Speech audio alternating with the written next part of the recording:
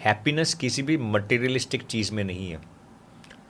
दौलत हो, शोहरत हो, प्रसिद्धि हो, 10 लोग आपको पूछ के काम करते हो, पोस्ट पोजीशन या पावर आपको सुकून हैप्पीनेस, नहीं। अच्छा। आपको प्लेजर दे सकते हैं, क्या सुख दे सकते हैं, आनंद नहीं दे सकते। प्लेजर दे सकता है, आपको हैप्पीनेस नहीं दे सकता। सुख और आनंद शब्द में ज़मीन आसमान का इम्तियाज़ है। सुख नाशवंत है, आनंद शाश्वत है। प्लेजर दुखदायक है। प्लेजर के बीच, जैसे सुख के पीछे दुख आएगा, सुख का ऑपोजिट शब्द क्या है? दुख। आनंद का एक भी ऑपोजिट शब्द नहीं है। तो ये जितने भी भौतिक चीज़ें हैं वो सब आपको सुख दे सकता है, और जहाँ पर सुख होगा वहाँ पर दुख उसके पीछे होगा ही। यदि आज शाम होगी तो कल सुबह होगी ही। रात कितनी भी संगीन क्यों ना हो, लेकिन सुबह तो होगी ही। वैसे ही सुख के दिन आपके कितने ही क्यों ना हो, लेकिन एक दिन वो ख़त्म होएगी ही। तो आप जब तक अध्यात्म के अंदर प्रयाण नहीं करेंगे ना, जब तक भगवत शरणागति नहीं लेंगे, जब तक भगवान पर विश्वास नहीं करेंगे, जब तक भगवान का नाम स्मरण नहीं करेंगे ना, तब तक आपको शाश्वत आनंद की प्राप्ति इस दुनिया की कोई भी चीज़ नहीं दे सकती। कोई भी चीज़ नहीं। इसीलिए ही हमने देखे हैं, कई लोगों को देखा है, अरबों की तादाद में पैसे डॉलर हो, लेकिन फिर भी कभी कभार सुकून नहीं मिलता और सुसाइड करके मर जाते हैं। कल 2 दिन पहले ही हमें एक बंदा मिला था, पैसे उनके जीवन में बहुत थे। कहते हैं स्वामी जी, जब पैसा का स्ट्रगल था ना, तब हम सोच रहे थे कि इस दुनिया का सबसे बड़ा दुख फाइनेंशियल स्ट्रगल है। लेकिन जब पैसा आ गया ना, तब हमें एहसास हुआ कि इस दुनिया में ऐसी कई चीज़ें हैं जो पैसे के अतिरिक्त भी आपको चाहिए सुखी होने के लिए। मैं ये नहीं कहता पैसा नहीं चाहिए, पैसे भी आपको चाहिए। गरीबी का दुख भी बहुत बड़ा दुख है, लेकिन इससे बड़ा आनंद भी कुछ अलग है, और वो है भगवत शरणागति में ऐसे जो जाने से आपको आनंद मिलेगा ना, वो अन्यत्र कभी नहीं मिलेगा।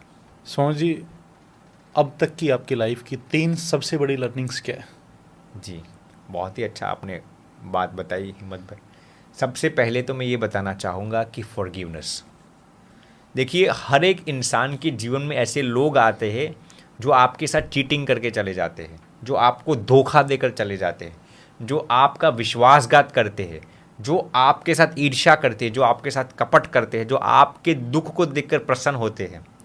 यदि ऐसे लोगों को भी आप माफ़ कर सकते हैं ना, तो परमात्मा की इतनी प्रसन्नता आप पर होती है कि वो आपके सभी खराब कर्मों को नष्ट कर देता है। बहुत मुश्किल है। बहुत मुश्किल है। मैं इसको प्रैक्टिस फ़िलहाल करता हूँ, इसलिए मैं आपको ये बात बता रहा हूँ। फॉरगिव करना कोई बच्चों का खेल नहीं है, और बोलना भी आसान है, प्रैक्टिस करना बहुत ही मुश्किल है। तो मैं ये कहना चाहूँगा कि जिस इंसान ने आपको गिराना चाहता हो, जो इंसान आपको मारना चाहता हो, आपके साथ ईर्ष्या करना चाहता हो, आपकी बेइज्जती करना चाहता है, आपकी फाइनेंशियल तरक्की रोकना चाहता हो, आपकी इज्जत का धजिया उड़ाना चाहते हो, ऐसे इंसान को भी आप दिल से माफ़ कर दीजिए। मैं गारंटी के साथ कह सकता हूँ कि वो आपके सभी खराब कर्मों को नष्ट कर देगा। तो ये पहला लेसन, फॉरगिवनेस। दूसरा लेसन, कृतज्ञता। भगवान ने आपको जो दिया है ना, उसके लिए आप दिल से भगवान को हर दिन 5 मिनट के लिए दिल से, तहे दिल से कृतज्ञता अभिव्यक्त करना सीख जाइए। मैं आपको गारंटी के साथ कह सकता हूँ कि आपके पास कुछ नहीं होगा ना, फिर भी आप दुनिया के सम्राट हो जाओगे। क्योंकि कृतज्ञता एक ऐसी चीज़ है, वो आपको दुनिया का हर एक आनंद से आपको अभिनवायमान, नवनवायमान कर देगी। तो ग्रेटिट्यूड दूसरी चीज़ है। और तीसरी चीज़ में जो आपको बताना चाहूँगा ना, वो है भगवान का नाम स्मरण। हो सके तो हर दिन 10 मिनट के लिए भगवान का नाम स्मरण, सब काम रख कर, सब काम दरकिनार करके, कम से कम, मैं ये नहीं कहता आप हर दिन मंदिर में ही जाओ, मैं ये भी नहीं कहता आप 3-3 घंटे पूजा पाठ करो, मैं ये नहीं कहता आप सन्यासी बन जाओ, मैं ये नहीं कहता आप इतना दान दे दो, लेकिन नाम स्मरण को आप कर सकते हैं। तो कम से कम 10 मिनट के लिए भगवान का नाम स्मरण देखिए। मैं ये तीनों प्रैक्टिस अपने जीवन में चरितार्थ करने की एक पूरी कोशिश करता हूँ।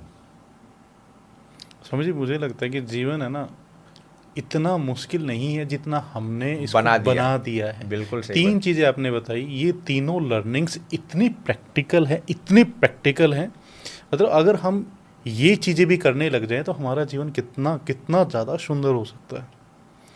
मैं सच में जेन्युइनली बताता हूँ कि मैंने इस पॉडकास्ट से बहुत कुछ सीखा है।